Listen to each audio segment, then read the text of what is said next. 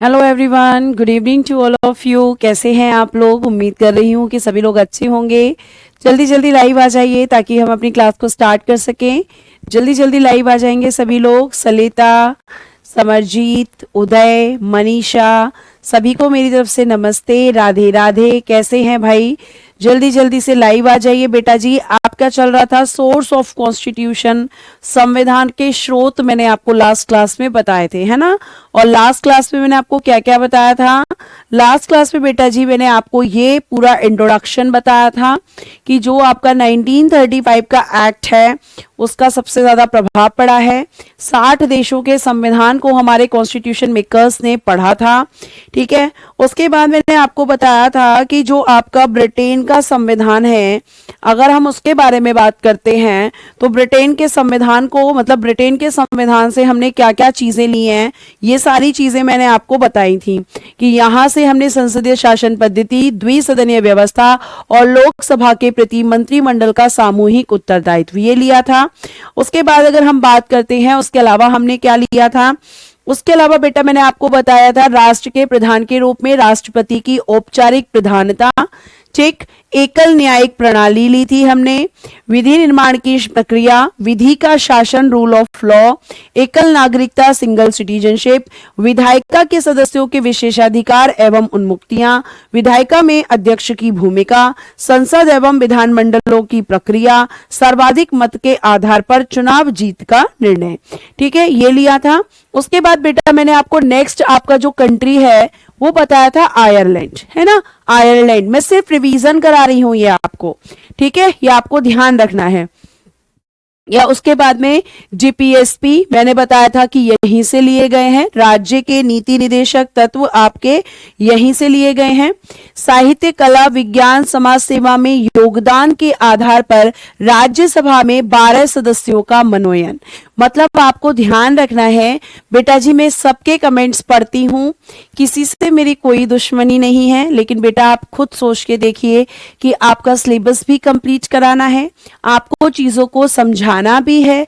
और अगर मैं आपसे ये बोलूं कि अगर मैं सिर्फ आपके कमेंट्स पढ़ूं तो आपको पता है पूरा घंटा इसी में निकल जाएगा।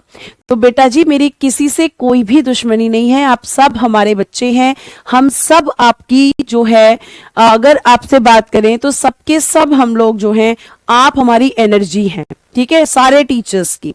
तो ध्यान से सुनना, ये मैं आपको लास्ट क्लास में पढ़ा चुकी थी, ठीक है। डीपीएसपी आपके देखो, मैं एक बार दोबारा से आपका रिवीजन करा देती हूं। अगर मैं आयरलैंड की बात करती हूं तो यहां से हमने डीपीएसपी, राज्य के नीति निदेशक तत्व, directive principles of state policies हमने यहां से ली हैं, ठीक है। डीपीएसपी जो है ये हमने यहां से लिए हैं।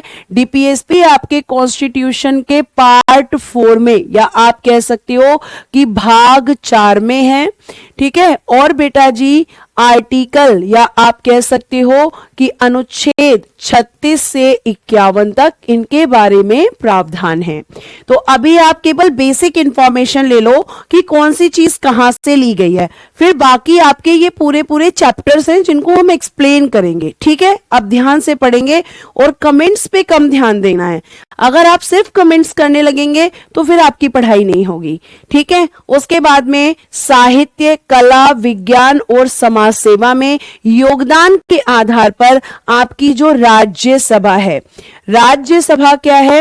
राज्यसभा संसद का एक सदन है। तो इस राज्यसभा में बेटा आपके टोटल जो मेंबर्स होते हैं, टोटल मेंबर्स, ध्यान से सुनते रहिएगा, या आप कह सकते हैं कि कुल सदस्य वो बेटा जी होते हैं 245। वर्तमान में कितने हैं? तो वर्तमान में आपके कुल सदस्य हैं 245। इस 245 में से आपको ध्यान रखना है कि ये जो 245 सदस्य हैं, अगर मैं इनकी बात करती हूं तो 245 में से बेटा 12 आपके नॉमिनेट होते हैं। क्या होते हैं? लिखा है ना मनोनयन, तो मनोनयन को हम हिंदी इंग्लिश में बोलते हैं नॉमिनेट, ठीक है। नॉमिनेट यानी कि मनोनीत या मनोनयन। और कौन करता है ये मनोनयन, ये नॉमिनेशन कौन करता है? तो आपके देश के आपके राष्ट्रपति करते हैं, आपको ध्यान रखना है। मैं रिपीट कर देती हूं, आपको ये पूरी लाइन रटने की जरूरत नहीं है, पूरी लाइन को रटने की जरूरत नहीं है। आपको केवल इतना ध्यान रखना है कि आपकी संसद के राज्यसभा में कुल सदस्यों की संख्या 12 है, 245 है। 245 में से अगर हम बात करते हैं तो आपके 12 सदस्य राज्यसभा में, 245 में से 12 सदस्य राज्यसभा में राष्ट्रपति के द्वारा मनोनीत किए जाते हैं, जो आपके लिटरेचर यानी कि साहित्य, कला यानी कि आर्ट, विज्ञान यानी कि साइंस, समाज सेवा यानी कि सोशल सर्विस से आते हैं। ये आपके इनके क्षेत्र हैं, ठीक है। उसके बाद राष्ट्रपति का निर्वाचक मंडल और उनकी पद्धति, तो इसके लिए प्लेन स्लाइड ले लेती हूं। आपके राष्ट्रपति जो हैं इनके बारे में बात की गई है कि राष्ट्रपति जो होते हैं, राष्ट्रपति का जो निर्वाचक मंडल है, निर्वाचक मंडल, ठीक है। अब इसको सिंपल भाषा में भी समझाऊंगी, जिसको आप कहते हैं इलेक्टोरल कॉलेज, जिसको आप कहते हैं इलेक्टोरल कॉलेज इंग्लिश में। तो निर्वाचक मंडल का मतलब है बेटा जी जो लोग राष्ट्रपति को चुनते हैं, ठीक है, जो लोग राष्ट्रपति को चुनते हैं, या आप कह सकते हैं जो राष्ट्रपति के चुनाव में, ठीक है, चुनाव में, या आप कह सकते हो कि इलेक्शंस में, ठीक है, इलेक्शन में मतदान करते हैं, ठीक है, मतदान करते हैं। तो अगर मैं इनकी बात करती हूं तो उनको हम निर्वाचक मंडल कहते हैं। क्या कहते हैं? उनको निर्वाचक मंडल कहते हैं, जो राष्ट्रपति के निर्वाचन में मतदान करते हैं। और वो कौन होते हैं? ये आपका हो गया है ना। मैं सिर्फ रिवीजन करवा रही हूं, लास्ट क्लास में बताया था। उसके अलावा आपको ध्यान रखना है कि इनके निर्वाचन की पद्धति या मेथड की अगर हम बात करते हैं तो इनके निर्वाचन की जो पद्धति होती है वो आनुपातिक, ठीक है, आनुपातिक प्रतिनिधित्व पद्धति, आनुपातिक प्रतिनिधित्व पद्धति के अनुसार, प्रतिनिधित्व पद्धति के अनुसार एकल संक्रमणीय, के अनुसार एकल संक्रमणीय मत प्रणाली द्वारा, एकल संक्रमणीय मत प्रणाली द्वारा इंग्लिश में लिखेंगे proportional representative system, proportional representative system, proportional representative system, representative system, representative system, ठीक है, and single transferable vote system, and single transferable vote system, single transferable vote system, ये आपको ध्यान में रखना है। ये आपका यहाँ पे मेथड होता है। अभी आपको समझाने का काम नहीं करूंगी, क्योंकि ये जब मैं प्रेसिडेंट पढ़ाऊंगी तभी आपको डिटेल में समझा पाऊंगी। तो अगर आपसे कोई पूछे कि जो इलेक्शन होता है वो कहाँ से लिया है, आयरलैंड से, और इलेक्शन की जो मेथड है वो कहाँ से लिया है, तो वो भी आयरलैंड से। राष्ट्रपति को हम चुनते हैं? नहीं बेटा, आप नहीं चुनते हैं। इनको जो चुनते हैं वो होते हैं एमपीज और बेटा जी एमएलएस। ये भी इलेक्टेड होने चाहिए, वो भी निर्वाचित। यानी कि आपके जो सांसद होते हैं और जो विधायक होते हैं, ठीक है, सांसद और विधायक, ध्यान रखिएगा, सांसद और जो विधायक होते हैं वो आपके राष्ट्रपति को चुनते हैं, आप नहीं चुनते हैं। क्योंकि राष्ट्रपति का जो निर्वाचन होता है, इनका जो निर्वाचन होता है वो बेटा जी अप्रत्यक्ष होता है, इनडायरेक्ट होता है। कैसा होता है? इनडायरेक्ट होता है, अप्रत्यक्ष निर्वाचन होता है। तो इनको आप नहीं चुनते हैं। नहीं बेटा जी, कल मेरी क्लास नहीं हुई थी, कल मेरी क्लास नहीं हुई थी, ये आपको ध्यान रखना है, ठीक है, ये आपको ध्यान रखना है। ठीक, आगे सुनिए, आगे देखिए यहाँ पे अगर हम बात करते हैं तो नेक्स्ट क्या है, अब नेक्स्ट आपका देखो, यहीं से मैंने क्लास को बंद किया था, यूएसए से। कहां से? संयुक्त राज्य अमेरिका का जो संविधान है जो 1787 में बना था और 1789 में इंप्लीमेंट हुआ था। ठीक है, ये आपको ध्यान रखना है। अब यहां पे आपका, यहां से हमने सबसे पहला क्या लिया है, ध्यान से सुनो, मूल अधिकार। मूल अधिकार को इंग्लिश में बोलेंगे फंडामेंटल राइट्स। फंडामेंटल राइट्स यानी कि मौलिक अधिकार। और ये फंडामेंटल राइट्स की अगर मैं बात करती हूं, अगर मैं आपसे मौलिक अधिकारों की बात करती हूं तो ध्यान से सुनना, सिर्फ बेसिक इंफॉर्मेशन अभी मैं शेयर कर रही हूं। ठीक है, मौलिक अधिकार फंडामेंटल राइट्स आपके संविधान के भाग 4 में है, या आप कह सकते हो पार्ट 4 में है। और बेटा जी आर्टिकल अनुच्छेद 12 से 35 तक हैं, 12 से 35 तक। और कितने मौलिक अधिकार हैं? तो आज अगर हम बात करते हैं तो वर्तमान में इनकी संख्या, वर्तमान में इनकी जो संख्या है, इनके जो नंबर्स हैं फंडामेंटल राइट्स के, वो बेटा जी 6 हैं। कितने हैं बेटा? 6 हैं।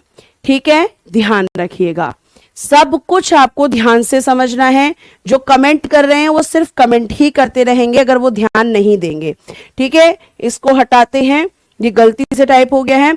फिर उद्देशिका का विचार, थॉट ऑफ प्रीएम्बल, मैं आपको बहुत अच्छे से समझा चुकी हूं जब मैंने प्रीएम्बल पढ़ाया था। जब मैंने प्रीएम्बल पढ़ाया था तो मैंने आपको बताया था कि थॉट ऑफ प्रीएम्बल, आपका उद्देशिका का विचार आपके यूएसए से लिया गया है, अमेरिका से लिया गया है। ठीक है, नेक्स्ट देखिए, यहां पर आगे चलते हैं, आगे देखिए। फिर आपके राष्ट्रपति पर महाभियोग की प्रक्रिया, यानी इसको बोलेंगे impeachment, impeachment, impeachment procedure, impeachment procedure. ठीक है, किस पर? आपके इम्पीचमेंट प्रोसीजर प्रेसिडेंट पर। राष्ट्रपति पर जो महाभियोग की प्रक्रिया लगती है वो आपकी आर्टिकल 61 में है। कौन से आर्टिकल में है? 61 में है। ये महाभियोग क्या होता है मैम? महाभियोग क्या होता है? इम्पीचमेंट क्या होता है? तो अभी केवल इतना ध्यान रखना, राष्ट्रपति को पद से हटाने की प्रक्रिया, राष्ट्रपति को पद से हटाने की प्रक्रिया, पद से हटाने की प्रक्रिया। ठीक है, यानी कि रिमूवेबल प्रोसेस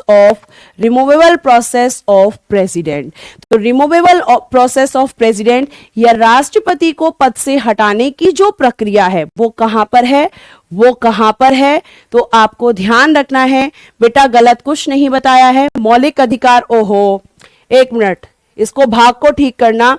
मौलिक अधिकार भाग 3 में है, क्योंकि भाग 4 तो मैं आपको पहले ही बता चुकी हूं। देखो, भाग 4 आपका डीपीएसपी है, इसको करेक्शन कर लेना बेटा, गलती से मैंने आपको यहाँ पे पार्ट लिखवाया है, इसको ठीक कर लेना। पार्ट 3 है, भाग 3 में है। ठीक है, ध्यान से सुन लीजिए, भाग 3 में है, करेक्शन करा दिया है। भाग 4 में डीपीएसपी है। मैं लिख देती हूं दोबारा, आपके कॉन्स्टिट्यूशन का जो पार्ट 4 है उसमें बेटा जी डीपीएसपी है, और जो आपके कॉन्स्टिट्यूशन का पार्ट 3 है उसमें बेटा फंडामेंटल राइट्स हैं, मौलिक अधिकार हैं। ठीक है, मौलिक अधिकार 7 हैं नहीं, वर्तमान में मौलिक अधिकारों की संख्या 6 है। अगर आपसे पूछा जाए कि मूल संविधान में कितने थे, मूल संविधान यानी कि जो ओरिजिनल कॉन्स्टिट्यूशन है, ओरिजिनल कॉन्स्टिट्यूशन, मूल संविधान में जो आपकी संख्या है, तब आप बोलेंगे कि 7। वर्तमान में बेटा 6 है। सब ब्लैक एंड व्हाइट लग रहा है तो कलर चेंज कर लेते हैं। आप ही लोग कहते हैं कि मैम व्हाइट पेन ज्यादा यूज करो। तो मूल संविधान में मौलिक अधिकारों की संख्या 7 थी, वर्तमान में 6 है। भाग 3 में फंडामेंटल राइट्स हैं, भाग 4 में डीपीएसपी हैं। ठीक है, आगे सुनिए, इसीलिए मैं कमेंट्स नहीं लेती हूं, कम लेती हूं। अब ध्यान से सुनो मेरी बात को आगे। अब देखो यहां पे अगर मैं बात करती हूं तो एक और चीज सुन लो, फिर उसके बाद में क्या है बेटा, न्यायिक पुनर्विलोकन। इसको जरा ध्यान से सुनना, इसको इंग्लिश में बोलते हैं जुडिशियल रिव्यू। क्या बोलते हैं इसको? जुडिशियल रिव्यू, न्यायिक पुनर्विलोकन। न्यायिक पुनर्विलोकन, जुडिशियल रिव्यू की अगर मैं बात करती हूं तो ये आपका कहां से लिया गया है? अमेरिका से। कहां से लिया गया है? अमेरिका से। अब मैं इसको थोड़ा आपको समझाने की कोशिश करती हूं, एक मिनट इसको थोड़ा समझाती हूं, ध्यान से सुनो बेटा। एक तो आपने पढ़ा होगा जुडिशियल रिव्यू, ठीक है। आज मैं कुछ पॉइंट क्लियर करूंगी आपका। न्यायिक पुनर्विलोकन है ना, एक तो मेरे बच्चे आपने ये पढ़ा होगा और बहुत ज्यादा पढ़ा होगा, न्यायिक पुनर्विलोकन। और एक आपने पढ़ा होगा पुनर्विलोकन का क्षेत्राधिकार। पुनर्विलोकन का क्षेत्राधिकार, ठीक है, जिसको हम बोलेंगे रिव्यू ऑफ जुरिस्डिक्शन। क्या बोलेंगे? Review of jurisdiction. Review of jurisdiction, ठीक है, रिव्यू ऑफ जुरिस्डिक्शन। अब मेरी बात को जरा ध्यान से सुनना। डीपीएसपी क्या होता है बेटा, अगर मैं आपको बता दूं, ठीक है, अब मेरी बात सुनो, ठीक है, यही पहन रहेगा। हाँ, मैं थोड़ा स्लो नहीं है, बहुत स्लो बोलूंगी क्योंकि समझाने वाली चीज अब है। मैम आपने स्वराज पार्टी का गठन 1924 में पढ़ाया है, गलत है, 1923 होगा। तो बेटा जो कमेंट कर रहे हैं विजेंद्र सिंह, वो दोबारा से जाकर ये देखें कि मैंने ये बिल्कुल नहीं लिखवाया है कि स्वराज पार्टी का गठन 1924 में हुआ है। मैंने तो ये बताया है कि स्वराज पार्टी ने जो आपके संविधान सभा की मांग की थी वो 1924 में की थी, ठीक है। तो आप लोग अगर चीजों को गलत तरीके से पढ़ रहे हैं तो बेटा इसमें आपका फॉल्ट है। मैंने ये बताया है कि स्वराज पार्टी का गठन मैंने बताया ही नहीं था, मैंने सिर्फ इतना बताया था कि संविधान सभा का जो संविधान सभा है उसकी मांग स्वराज पार्टी ने 1924 में की थी। कब की थी? 1924 में। विजेंद्र जी जाके दोबारा से वीडियो देखना बेटा, आपको जरूर पता चल जाएगा कि मैंने उसमें क्या बोला है, ठीक है। तो पहले आप चीजों को सुने, उसके बाद आप बोले।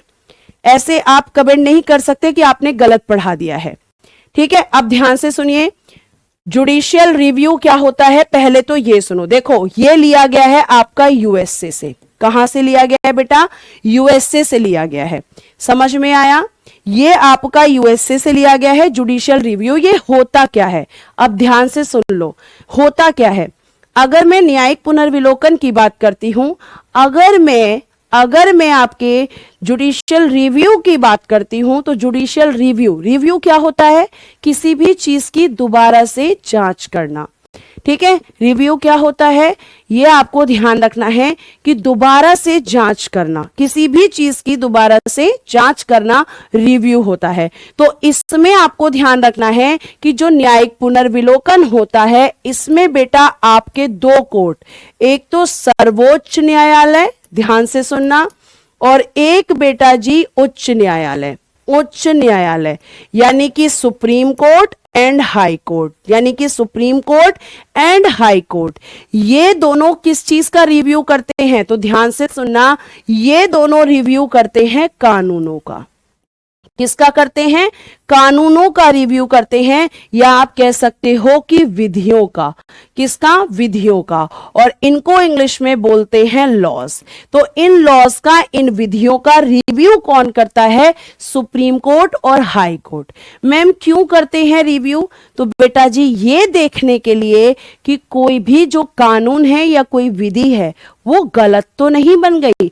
गलत का मतलब है कि जो विधियां बनाई गई हैं, अगर हम बात करते हैं, इसको मैं एक मिनट के लिए भी हटाती हूं, ठीक है, इसको पहले पूरा समझा देती हूं कि ये जो विधियां बनी हैं, ठीक है, ये जो विधियां हैं, ये जो कानून हैं, ये संविधान के, आप लिख सकते हो कि ये संविधान, या लिख सकते हो मौलिक अधिकार, संविधान या मौलिक अधिकार, ठीक है।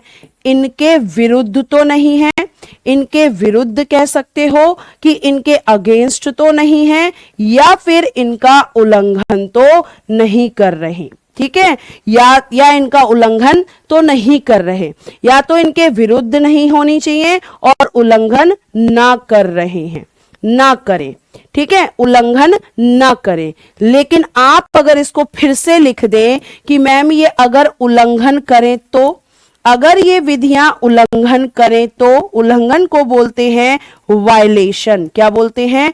वायलेशन। देखो, अगर कोई भी विधि, मैं दोबारा बोलती हूं, अगर कोई भी विधि मौलिक अधिकार, फंडामेंटल राइट्स, संविधान यानी कि कॉन्स्टिट्यूशन के विरुद्ध बनाई जाती है, के विरुद्ध बनाई जाती है, तो फिर उसका क्या होता है? उसका न्यायिक पुनर्विलोकन होता है। ऐसी विधि का क्या होता है? रिव्यू होता है। ठीक है, एक मिनट इस साइड लिखती हूं क्योंकि मैंने लिखवाया है इधर। ठीक है, अगर उल्लंघन करे तो ऐसी विधि का क्या होगा? ऐसी विधि का बेटा रिव्यू होगा, यानी कि इस पर पुनर्विचार किया जाएगा, इसका पुनर्विलोकन होगा। पुनर्विचार लिख लो, या आप कंफ्यूज मत होना, आप पुनर्विलोकन भी लिख सकते हो। तो इसका पुनर्विलोकन होगा।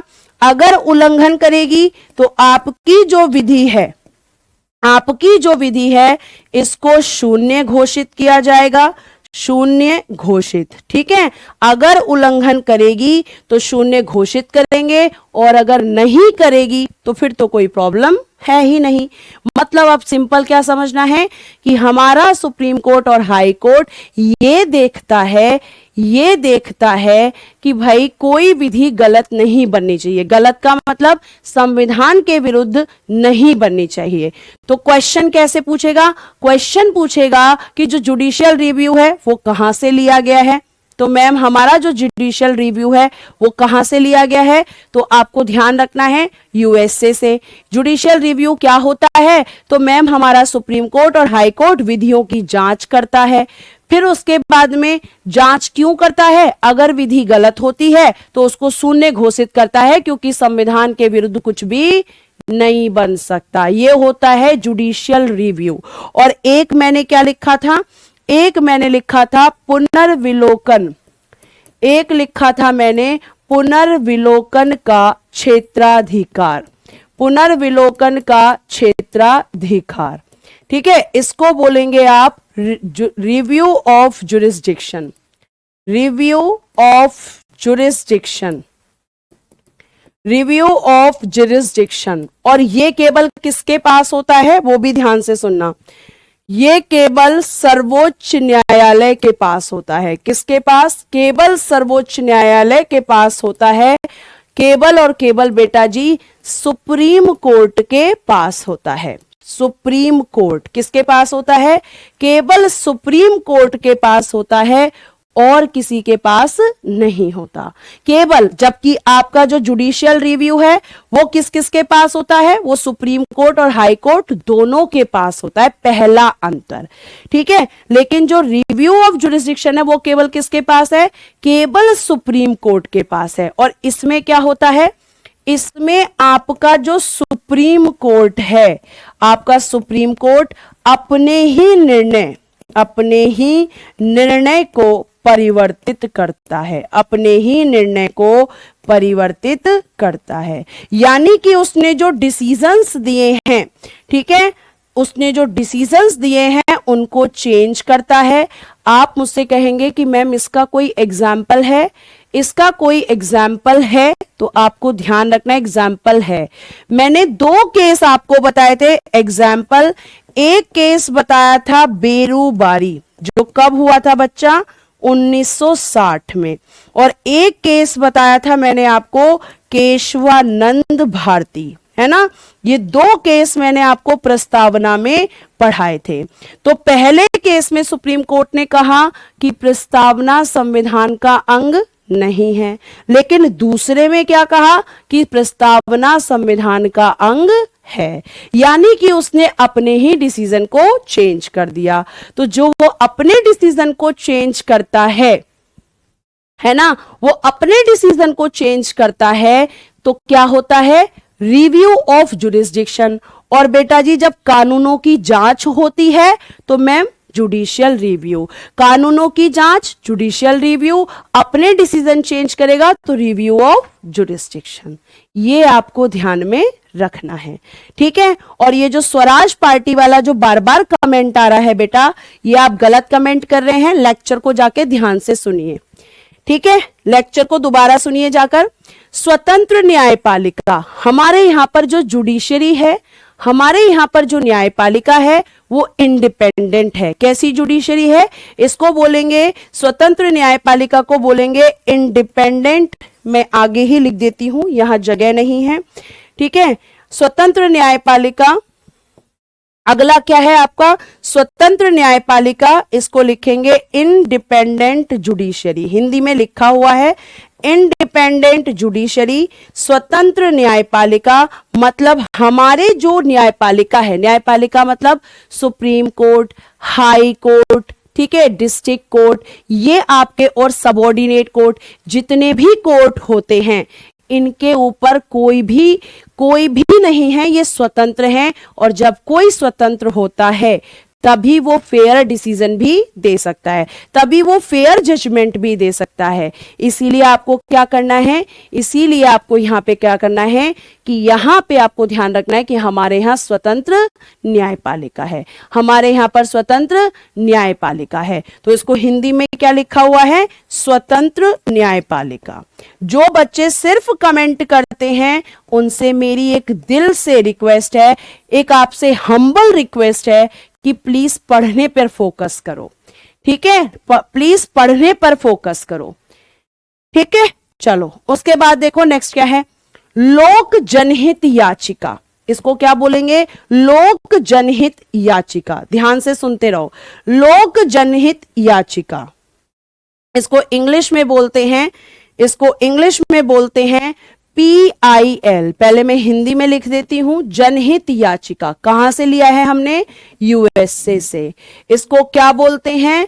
PIL, public interest litigation. क्या बोलते हैं? Public interest litigation, interest litigation इसको बोला जाता है, पब्लिक इंटरेस्ट लिटिगेशन। जनहित याचिका इसको बोला जाता है। और ये क्या होता है तो ये ध्यान रखना भी समझाती हूं। और एक क्वेश्चन आता है कि जनहित याचिका की शुरुआत, जनहित याचिका की शुरुआत किसने की? जनहित याचिका की शुरुआत। तो आपको ध्यान रखना है कि इसकी जो शुरुआत है कहां पर बात हो रही है? भारत में। कहां पर बात हो रही है? भारत में, इंडिया में। किसने की थी बेटा? नाम लिख देना, PN भगवती। किसने की थी? PN भगवती ने इसकी शुरुआत की थी। ठीक है, और एक क्वेश्चन आता है कि जनहित याचिका की जननी, जनहित याचिका की जननी कौन है? तो पुष्पा हिंगो रानी, पुष्पा हिंगो रानी। और ये कौन थी मैम? तो आपको ध्यान रखना है कि बेटा जी ये भारतीय, ये इंडियन वकील या कह सकते हैं इंडियन एडवोकेट थी। तो जनहित याचिका की शुरुआत कहां पर हुई थी? सबसे पहले लिया कहां से है? USA से। और USA से भारत में इसकी शुरुआत का योगदान किसको दिया जाता है? तो PN भगवती को। कौन थे PN भगवती? चीफ जस्टिस थे, मुख्य न्यायाधीश थे। और उस जननी किसको कहा जाता है? तो पुष्पा हिंगो रानी को। ये मैम PIL होता क्या है? तो बेटा जी अगर आप एग्जाम्पल मान के चलो, एक गांव है, उस गांव में बहुत गंदगी है, लेकिन गांव के लोगों को समझ में नहीं आ रहा है कि वो क्या करें, और अगर समझ में आ रहा है तो उनको सॉल्यूशन का नहीं पता है कि गंदगी से बीमारियां होती हैं। अब आप उस गांव में गए, आप पढ़े लिखे हैं, या खुद कोई जज उस गांव में गया, या कोई वकील उस गांव में गया और उसने ये सब सिचुएशन देखी, तो वो क्या करेगा कि वो पब्लिक के लिए, उस गांव के हित के लिए PIL डालेगा। ठीक है, USA का फुल फॉर्म होता है United states of America, United states of America. ये आपको ध्यान रखना है। ठीक है, ये आपको ध्यान रखना है। तो PIL जो है वो किसी ग्रुप के लिए होती है, समूह के लिए होती है, ये एक याचिका होती है। जैसे पुष्पा हिंगोरानी एक जेल में गई, जेल कहाँ की थी? बिहार की। तो बिहार के जो कैदी थे उनके साथ बहुत मिसबिहेव हो रहा था, बहुत ज्यादा मिसबिहेव हो रहा था, बहुत ज्यादा गलत हो रहा था। तो उन्होंने जब इस चीज को देखा कि भाई कैदियों के साथ बहुत गलत हो रहा है, तो वो तुरंत कहां पे चली गई? ये ध्यान रखना कि PIL आपकी सुप्रीम कोर्ट में भी दे सकते हो, यानी कि सर्वोच्च न्यायालय में, और बेटा हाई कोर्ट में भी दे सकते हो, यानी कि उच्च न्यायालय में। और ये ध्यान रखना कि जरूरी नहीं है कि मैं और आप ही जाकर दे या फिर कोई और ही व्यक्ति जाके दे, खुद सुप्रीम कोर्ट भी ऐसा कर सकता है। अगर उसको लगा कि किसी लोग के साथ गलत हो रहा है तो वो खुद भी अपने आप डिसीजन ले सकता है। और PIL ध्यान रखना जनहित, जन का मतलब क्या है? पब्लिक, जनता, जनता मतलब ग्रुप, किसी ग्रुप के लिए दायर होती है, पर्टिकुलर एक व्यक्ति के लिए नहीं होती। किसके लिए होती है?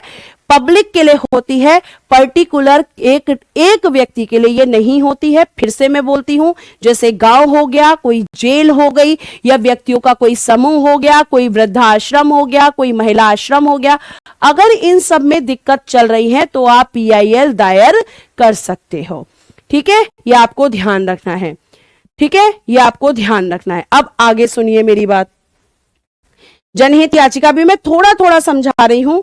फिर आपका सर्वोच्च न्यायालय यानी कि सुप्रीम कोर्ट, उच्च न्यायालय के न्यायाधीशों को पद से हटाने की प्रक्रिया, पद से हटाए जाने की प्रक्रिया। इनको पद से कैसे हटाया जाएगा? इसका प्रोसीजर कहां से लिया है हमने? USA से। यानी कि आपका जो सुप्रीम कोर्ट है, या आप कह सकते हो कि जो हाई कोर्ट है, इनके जो जज हैं, ठीक है, इनके जो जज हैं, अगर ये जज, जिनको आप बोलते हो न्यायाधीश, अगर ये जज कोई भी गलत काम करते हैं, अगर ये जज कोई भी गलत काम करते हैं तो उनको कैसे हटाया जाएगा? कौन बताता है? USA के संविधान से लिया गया प्रोसीजर। तो इनको हटाने की प्रक्रिया कहां से ली है? USA से। उसके बाद उपराष्ट्रपति का पद यानी कि post of vice president, post of vice president यानी कि उपराष्ट्रपति का जो पद है वो हम कहां से लेकर आए? अमेरिका से। कहां से लेकर आए? अमेरिका से। पब्लिक इंटरेस्ट लिटिगेशन लिखा हुआ है करिश्मा यादव, पर आप लोग सिर्फ और सिर्फ क्या करते हैं? कमेंट्स। उसके अलावा आप देखते ही नहीं है कि बोर्ड पे मैम ने क्या लिखा हुआ है। जरूरत ही नहीं समझते कि PIL की फुल फॉर्म मैम ने ऑलरेडी लिख दी है ना? आप जरूरत ही नहीं समझते बेटा इस चीज की कि मैम ने लिखी हुई है। तो आपको ध्यान रखना है, पोस्ट ऑफ वाइस प्रेसिडेंट, जो उपराष्ट्रपति होते हैं आपके देश में, उनका पद कहां से लिया गया है? नोट्स मिलेगा, ठीक है जी, ठीक है। आगे देखिए, नेक्स्ट वित्तीय आपातकाल, इसको बोलेंगे फाइनेंशियल इमरजेंसी, फाइनेंशियल इमरजेंसी, ठीक है। फाइनेंशियल इमरजेंसी, वित्तीय आपातकाल हमने कहां से लिया है? वित्तीय आपातकाल कहां से लिया है? तो वित्तीय आपातकाल मैम हमने USA से लिया है। वित्तीय आपातकाल क्या होता है? तो बेटा जी, जब किसी देश में आपके जो देश है, जैसे अगर मैं बात करूं कि आपका जो भारत देश है, अगर इसमें पैसे की इतनी कमी हो जाए कि यहाँ के जो लोग हैं, यहाँ पे रहने वाले जो लोग हैं, ठीक है, यहाँ पे जो रहने वाले लोग हैं, ये आर्टिकल 360 में है कि यहाँ पे रहने वाले जो लोग हैं, उनके, ध्यान से सुनना, उनकी जो बेसिक नीड्स हैं, जो उनकी मूलभूत आवश्यकताएं हैं, अगर वो भी पूरी नहीं हो पाती तो मतलब उस देश की हालत खराब है, उसके पास बिल्कुल भी पैसा नहीं बचा, मतलब अब उस देश में क्या लगेगा? वित्तीय आपातकाल। यानी कि आपकी जो वित्तीय स्थिति है आपके देश की, जो फाइनेंशियल सिचुएशंस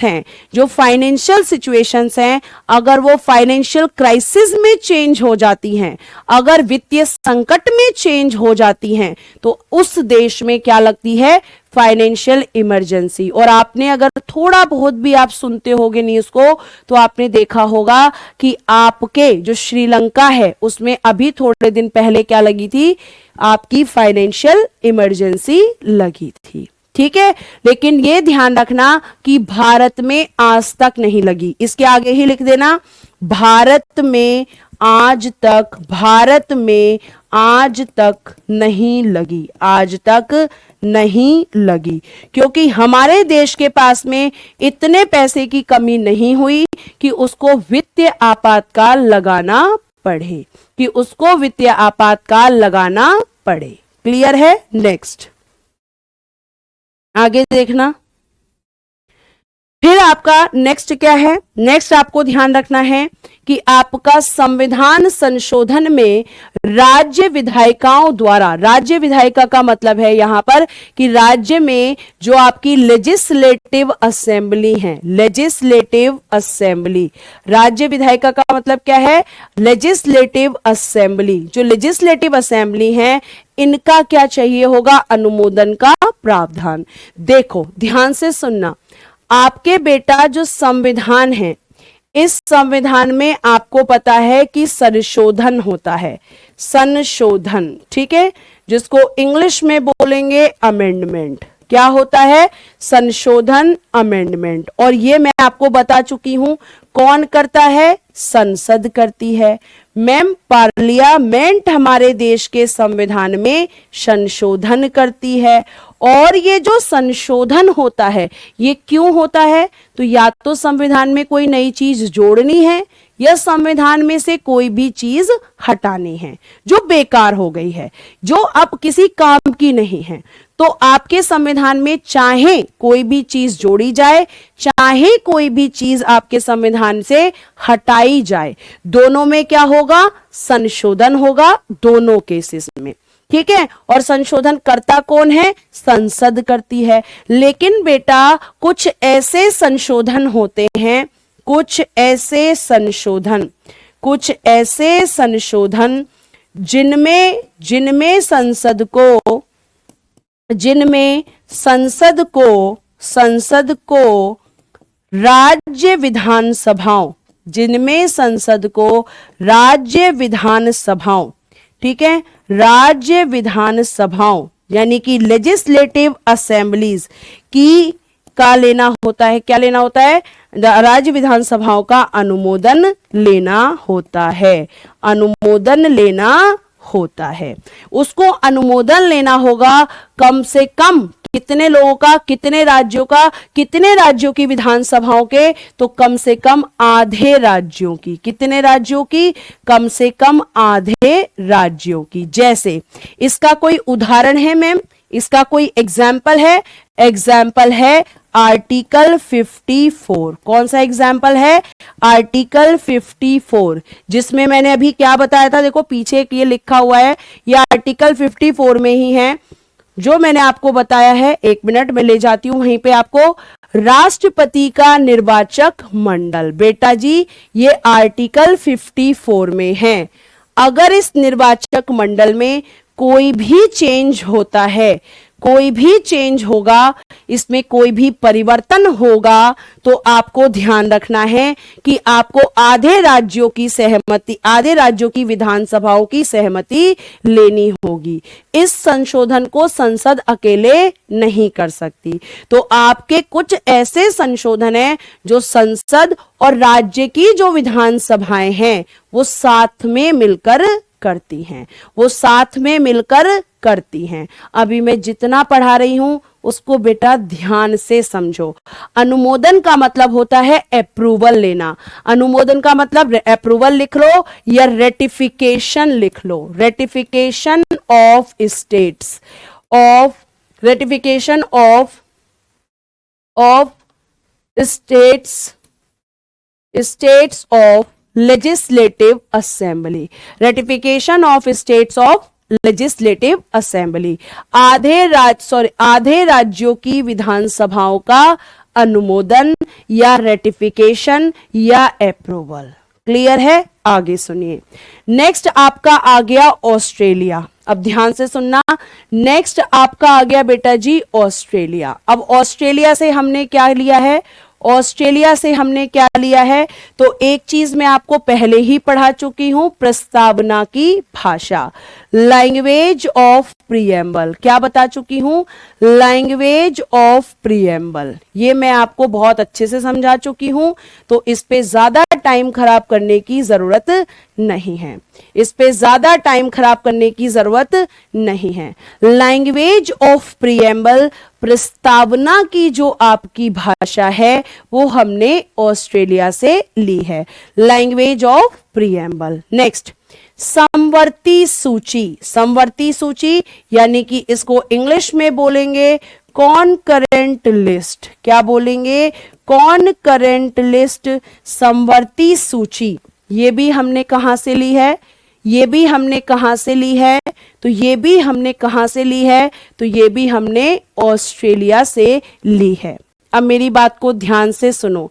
जो बच्चे कह रहे हैं कि मैम समझ नहीं आ रहा, तो बेटा जी अभी केवल आपको याद करने वाली चीजें मैं बता रही हूं, इसमें समझाने वाली चीजें बहुत ज्यादा है ही नहीं। ये सब आपको पता होना चाहिए कि फंडामेंटल राइट्स कहां से लिए हैं, डीपीएसपी कहां से लिए हैं, ठीक है, मौलिक अधिकार कहां से लिए हैं, राज्य के नीति निदेशक तत्व कहां से लिए हैं, विधि निर्माण की प्रक्रिया कहां से ली है, संसदीय शासन कहां से लिया गया है, ये आपको ध्यान रखना है, ठीक है। उसके बाद केंद्र राज्य संबंध, केंद्र राज्य संबंध, इसको इंग्लिश में क्या बोलेंगे? इसको इंग्लिश में बोलेंगे centre state relation. Centre state relation, centre state relation.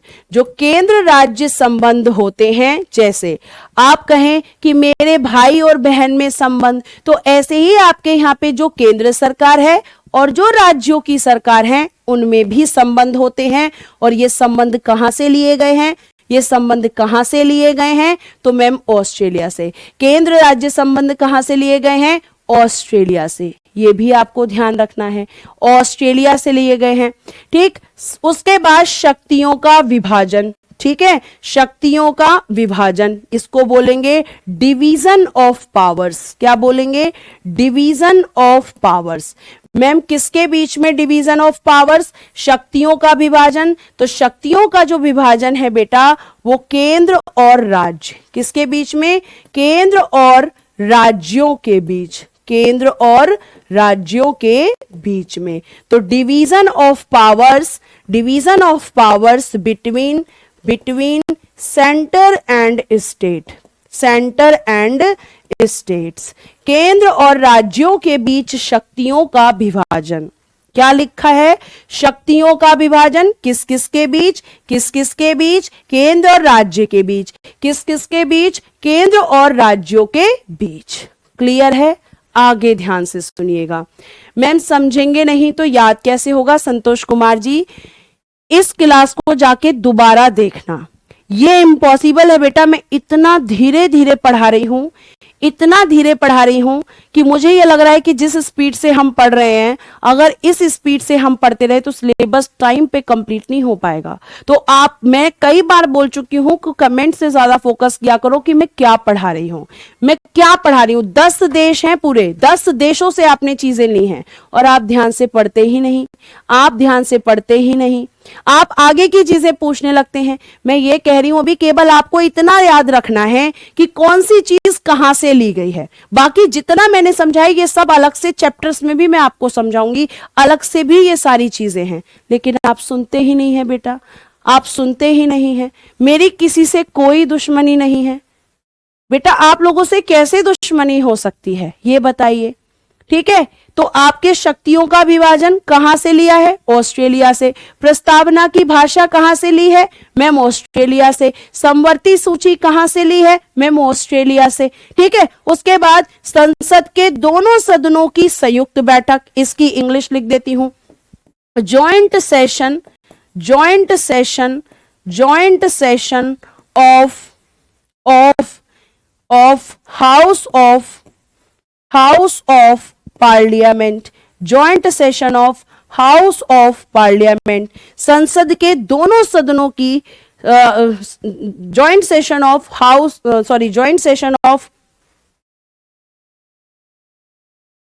joint session of both house of parliament, अब ध्यान से सुनो, इसका मतलब क्या होता है? इसका मतलब है संसद के दोनों सदनों की संयुक्त बैठक। तो संयुक्त बैठक केवल इतना याद रखो, क्या याद रखना है? केवल याद रखो संयुक्त बैठक इतना। सॉरी।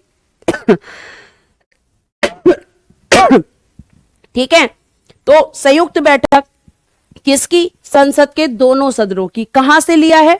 ऑस्ट्रेलिया से। कहां से लिया है? ऑस्ट्रेलिया से। बेटा हिंदी में सारा लिखा हुआ है, आप हिंदी और इंग्लिश में ही रह जाओगे।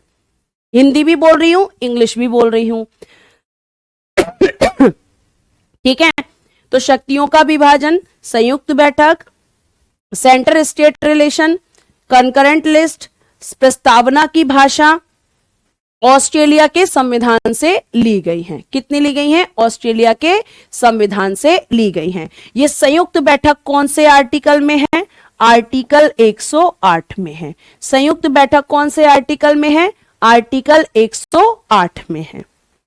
ठीक है, उसके बाद आगे देखो यहां पे, अब आपका हो गया यहां पे लिखना कनाडा का संविधान। क्या लिखेंगे? कनाडा का संविधान। कनाडा के संविधान से क्या क्या लिया गया है ये मैं आपको बताने वाली हूं। कनाडा का संविधान, सबसे पहले तो फेडरल सिस्टम, क्या लिया गया है? Federal system. ठीक है, संघीय शासन प्रणाली, फेडरल सिस्टम। सिर्फ आपको इतना याद रखना है, फेडरल सिस्टम कहां से लिया गया है?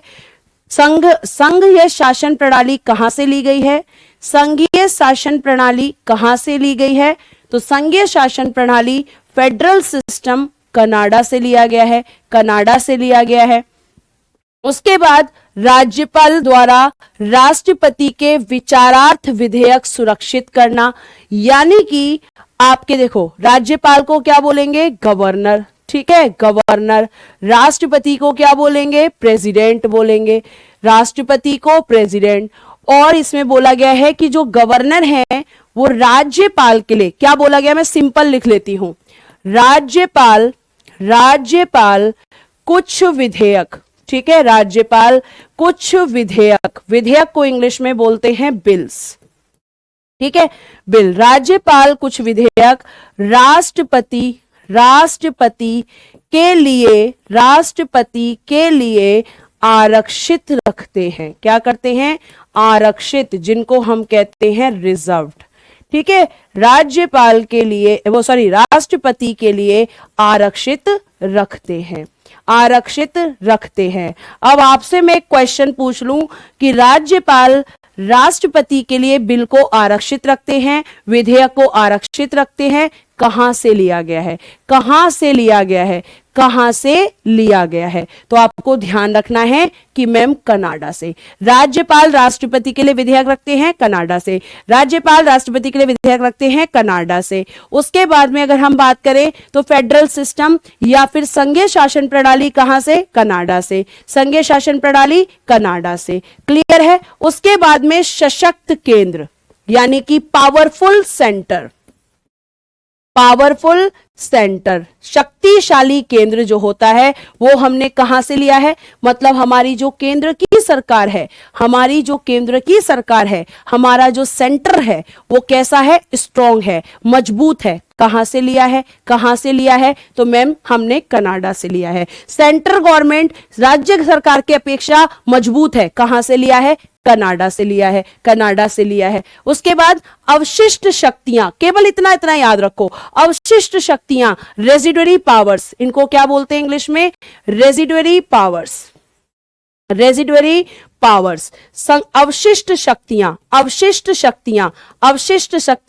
रेजिडुअरी पावर्स कहां से ली हैं? तो मैम हमने कनाडा से। अवशिष्ट शक्तियां कहां से ली हैं? कनाडा से।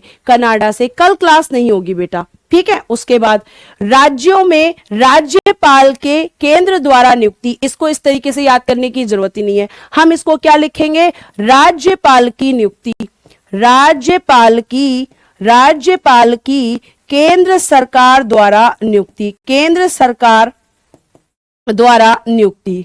सरकार द्वारा सॉरी राज्यपाल की एक मिनट, देखो ये हट गया, अब चलो कोई बात नहीं, पीडीएफ में लिखा हुआ मिलेगा तुम्हें। अगर हम बात करें तो मैं क्या बताई थी, राज्यों में राज्यपाल की केंद्र द्वारा नियुक्ति, और यहां पे आपको ध्यान रखना है, केवल क्या याद रखना है, राज्यपाल की नियुक्ति, केवल इतना याद रखना, राज्यपाल की नियुक्ति, पूरा याद करने की जरूरत ही नहीं है। यानी कि अपॉइंटमेंट ऑफ गवर्नर कहां से लिया है, अपॉइंटमेंट ऑफ गवर्नर कहां से लिया है, कनाडा से, अपॉइंटमेंट ऑफ गवर्नर कहां से लिया है बेटा, कनाडा से, ठीक है। फिर उच्चतम न्यायालय का परामर्शी न्याय निर्णय, इतना टफ पढ़ने की जरूरत ही नहीं है, राज्यपाल की नियुक्ति कनाडा से, राज्यपाल की नियुक्ति कनाडा से, ठीक है। ये लास्ट स्टेट है और कल फिर मैं बाकी बताऊंगी और यहां से क्वेश्चन पूछूंगी। कनाडा का मतलब कल का मतलब है मंडे से, तो कनाडा का संविधान से। अब ये क्या है मैम, यहां पे बोल रहा है कि उच्चतम न्यायालय क्या देता है बेटा, उच्चतम न्यायालय का परामर्श क्षेत्राधिकार, उच्चतम न्यायालय का परामर्श क्षेत्राधिकार, मतलब आपका उच्चतम न्यायालय क्या देता है, परामर्श, तो किसको देता है, राष्ट्रपति को। उच्चतम न्यायालय किसको परामर्श देता है, राष्ट्रपति को। उच्चतम न्यायालय किसको परामर्श देता है, राष्ट्रपति को। तो राष्ट्रपति का जो उच्चतम न्यायालय आपका परामर्श देता है, कहां से लिया है, कनाडा से, कहां से लिया है, कनाडा से, ठीक है। फिर नेक्स्ट है आपका जापान का संविधान, नेक्स्ट क्या है आपका, जापान का संविधान, ठीक है। यहां से क्या लिया है, यहां से हमने बहुत कम चीजें ली हैं। यहां से अगर हम बात करें तो अनुच्छेद 21 लिया है, केवल आपको क्या याद रखना है, अनुच्छेद 21 में जो विधि द्वारा स्थापित प्रक्रिया है, ठीक है, केवल इतना क्या लिया है हमने जापान से, अनुच्छेद 21 आर्टिकल 21, इतना याद रखो। फिर आ गया दक्षिण अफ्रीका, फिर क्या आ गया बेटा, दक्षिण अफ्रीका, यहां से क्या लिया है, यहां से लिया है संविधान संशोधन, केवल 2 वर्ड याद रखो, संविधान संशोधन, क्या लिया है, कॉन्स्टिट्यूशन अमेंडमेंट, संविधान संशोधन। अब मैं तुमसे भी पूछूंगी, अभी मैं क्वेश्चन अभी ही पूछूंगी, कल का वेट ही नहीं करना। संविधान संशोधन कहां से लिया है, कहां से लिया है मैम, दक्षिण अफ्रीका से, कहां से लिया है, दक्षिण अफ्रीका से। फिर उसके बाद में राज्यसभा के सदस्यों का निर्वाचन, यानी कि election of members of Rajya Sabha, Rajya Sabha के सदस्यों का निर्वाचन, राज्यसभा के सदस्यों का निर्वाचन। केवल आज हम इतना पढ़ेंगे, रशिया से हम अगली क्लास में पढ़ेंगे।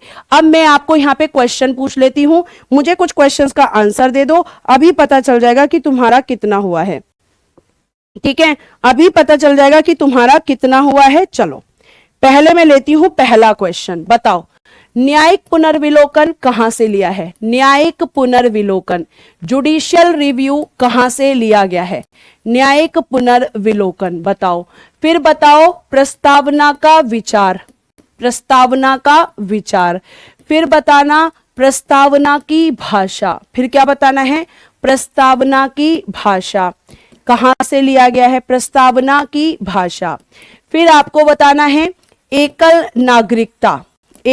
नागरिकता कहां से ली गई है, ठीक है, एकल नागरिकता कहां से ली गई है। विधि निर्माण की प्रक्रिया, ये सब प्रैक्टिस करना आज जाके, विधि निर्माण की प्रक्रिया कहां से ली गई है। फिर बता देना मुझे, नेक्स्ट क्वेश्चन करते जाओ, आंसर तुम्हें आ रहा है, यूएसए ये सब आ रहा है ना, तो आंसर कौन कर रहा है, बेटा आप ही कर रहे हो, मैं तो नहीं कर रही हूं, इसका मतलब आपको याद हो रहा है, यही तो याद करना है। उसके बाद और क्या, मौलिक अधिकार कहां से लिए गए हैं, मौलिक अधिकार ये हमने कहां से लिए हैं, ठीक है। उसके अलावा राज्य के नीति निदेशक तत्व, ये कहाँ से लिए गए हैं, राज्य के नीति निदेशक तत्व ये कहाँ से लिए गए हैं, ये सब प्रैक्टिस करना, ये सब प्रैक्टिस करना जाकर, ठीक है, सब प्रैक्टिस करना है। ऐसे ही आपको क्वेश्चन बना बना के याद करना है। उसके बाद आपको बताना है कि आपके नेक्स्ट आपको बताना है मुझे कि भाई हाँ, राष्ट्रपति का निर्वाचक मंडल, राष्ट्रपति का निर्वाचक मंडल का निर्वाचक मंडल, निर्वाचक मंडल, मंडल और पद्धति, मंडल और पद्धति, ठीक है। अगर तुम आंसर कर पा रहे हो तो तुम्हें समझ में आ रहा है, फिर तो कोई डाउट ही नहीं है, ठीक है। उपराष्ट्रपति का पद कहां से लिया है, उपराष्ट्रपति का पद ये कहां से लिया है, उपराष्ट्रपति का पद, ठीक है। अध्यक्ष की भूमिका, अध्यक्ष की भूमिका ये हमने कहां से ली है, अध्यक्ष की भूमिका, ठीक है। संघीय शासन, और क्या है, संघीय शासन ये हमने कहां से लिया है। तो ये आज की क्लास के क्वेश्चन हैं। उम्मीद करती हूं कि तुम जाकर प्रैक्टिस करोगे, तुम जाकर प्रैक्टिस करोगे, है ना। तो ये सब यही क्वेश्चन आएंगे बेटा, इसके अलावा कोई क्वेश्चन आएगा ही नहीं। और आपका नेक्स्ट क्लास में देखो, मैं यहां से रशिया खत्म करा दूंगी, रशिया के बाद में आपका जो है रशिया खत्म करा दूंगी, रशिया के बाद में आपका फ्रांस है, फिर फ्रांस के बाद जर्मनी, जर्मनी के बाद में आपका भारत शासन अधिनियम 1935, ये खत्म हो जाएगा। और नेक्स्ट क्लास में ही मैं बेटा शेड्यूल्स भी स्टार्ट कराऊंगी। तो आज हमने कहां तक पढ़ा है, ध्यान रखना कंट्री, आज हमने पढ़ा है दक्षिण अफ्रीका, और आपको ध्यान रखना है कि आपका दक्षिण अफ्रीका तक हमने खत्म किया है, ठीक है। अगली क्लास में फिर क्वेश्चन पूछूंगी आते ही, तुम्हें इतना याद कराती हूं मैं और फिर भी तुम नाराज रहते हो। बेटा नाराज न रहा करो, आपसे नाराज होकर फिर आप नाराज हो जाएंगे तो फिर हम किसको पढ़ाएंगे, ठीक है। उम्मीद करती हूं कि आपको क्लास अच्छी लगी होगी, अच्छी लगी हो तो थम्स अप करके जरूर जाना। आज के लिए इतना ही, मंडे क्लास होगी, कल क्लास नहीं होगी। आपको भी दिल से धन्यवाद कि आपने चीजों को सुना और समझा, ठीक है।